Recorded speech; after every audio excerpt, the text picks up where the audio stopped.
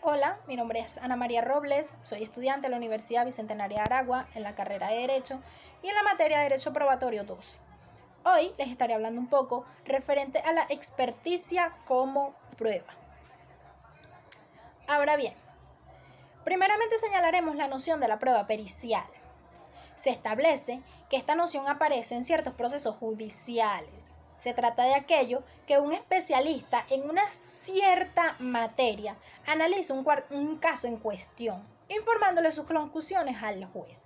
Cabe señalar que el perito no debe tener ninguna afiliación ni ningún parentesco con las partes y este debe brindar información que no sea tendenciosa. En concreto podemos señalar que el perito tiene la función de analizar y observar una circunstancia, un hecho o un simple objeto y darle sus apreciaciones al juez de las causas, efectos y cómo se produjo. Vale señalar que existen diversos tipos de pruebas periciales que pueden tener protagonismo en un juicio. Aquí señalaremos algunas para tener una idea. Primeramente tenemos las pruebas dactiloscópicas. Estas son las que estudian las huellas dactilares. Tenemos las pruebas balísticas forenses, que son las que estudian las armas de fuego. Tenemos las pruebas fisioquímicas, aquellas que estudian vidrios rotos o rasgaduras en prendas. Pruebas biológicas forenses, las que se encargan de hacerle autopsias a un cadáver o estudiar fluidos corporales. Y tenemos las pruebas psiquiátricas, aquellas que estudian el estado mental de la persona acusada. Cabe señalar que la prueba pericial debe cumplir con ciertas características. Primeramente, la procedencia. Esta procede cuando es necesaria en un juicio por alguna materia especial. La proposición. Las partes pueden indicar el objeto exacto o el sitio exacto donde debe recaer la prueba pericial. El nombramiento. Este es nombrado por el juez, atribución que le da la ley, o por solicitud de alguna de las partes. El diligenciamiento. Se establece que las partes y sus defensores pueden dirigirse al lugar de los hechos para indicarle al perito más o menos por dónde deben realizar los estudios o en qué se deben enfocar. El dictamen pericial.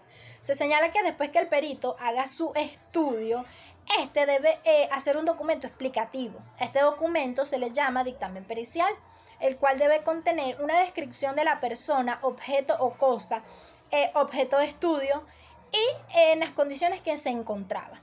Una relación detallada de todas las operaciones realizadas, los medios científicos o técnicos utilizados y cuál fue su resultado. Y por último, las conclusiones que le debe proporcionar al juez. Tenemos la ampliación del dictamen. Esto no es común que pase, pero en algunos casos se puede solicitar a colegios o a instituciones que se pronuncien respecto a un hecho. Esto lo harán bajo un documento que luego será valorado. Por último, tenemos la apreciación y la valoración. Se señala que el dictamen pericial debe ser valorado según las reglas de la sana crítica. Muy bien, continuando, tenemos la experticia como medio de prueba. El autor Eugenio Florian señala que la experticia es un medio particularmente empleado para transmitir al proceso nociones técnicas y objetos de pruebas, para cuya determinación y adquisición se requieren conocimientos especiales y capacidad técnica. Otros autores señalan que la experticia es un medio empleado por el juez o por el juzgador para esclarecer un hecho y así darle solución a una controversia. El artículo 1422 del Código Civil venezolano señala que cuando se requiera comprobar o apreciar un hecho de carácter especial, se puede llevar a cabo la experticia.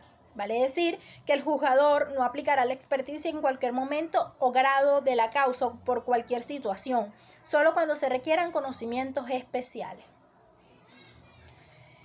Tenemos las características de la experticia. Esto es una actividad humana primeramente, ya que son personas que entran al proceso para dar su apreciación sobre un hecho. Es una actividad procesal, ya que se da dentro del proceso o previo al proceso. Es una actividad de personas altamente calificadas, que por sus artes, técnicas, experiencias o conocimientos sean las mejores indicadas para valorar un hecho. Existe o exige un cargo judicial previo, es decir, esta no se puede dar de manera espontánea. Debe versar sobre hechos y no sobre cuestiones jurídicas. Es decir, el experto debe apreciar y valorar el hecho en cuestión. Esos hechos deben ser especiales, es decir, que se salga del conocimiento ordinario de las personas. Es una declaración de ciencia, ya que el experto por su experiencia y por su dedicación a cierta ciencia es el más indicado o el más experto para aplicar sus conocimientos. Es una declaración que contiene además una operación valorativa. El experto debe valorar los hechos para darle sus conclusiones al juez. Y por último tenemos que es un medio de prueba. Continuando, tenemos la función de los peritos o expertos.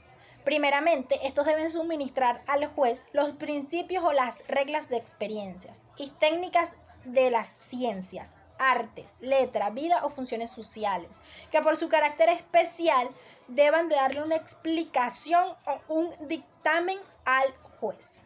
Deben inspeccionar y observar con procedimientos investigativos propios de un objeto de prueba.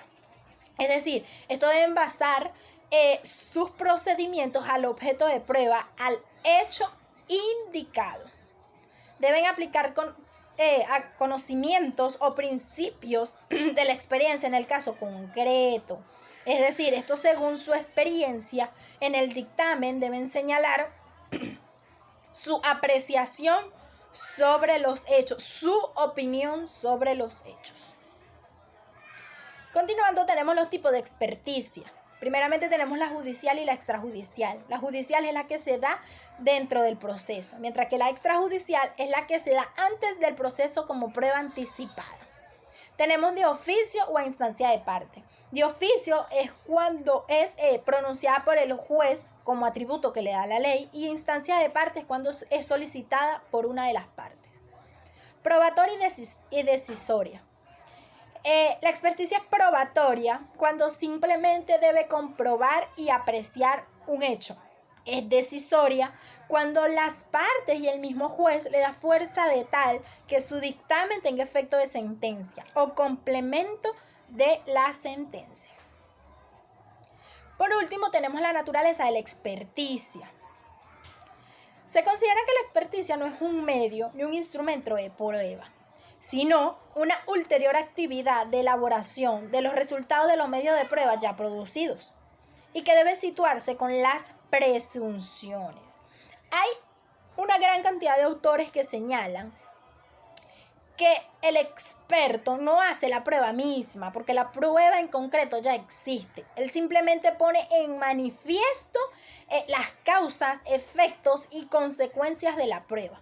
Ellos señalan que el experto es un auxiliar del juez, ya que le proporciona información necesaria que no está a simple vista o se sale de los conocimientos del juez.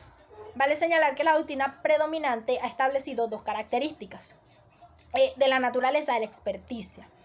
Señala que cuando el perito o el experto tiene como función aplicar su apreciación y aplicar las reglas de la experiencia en un objeto que es esencial en el proceso, entonces este funciona como un medio de prueba. Sin embargo, cuando simplemente el experto le proporciona al juez las reglas de la experiencia para que éste proceda a aplicarlas, entonces funciona como un auxiliar del juez. Muy bien, ya para finalizar se señalan aquí las referencias del contenido señalado. Espero haya quedado claro. Muchas gracias por su atención.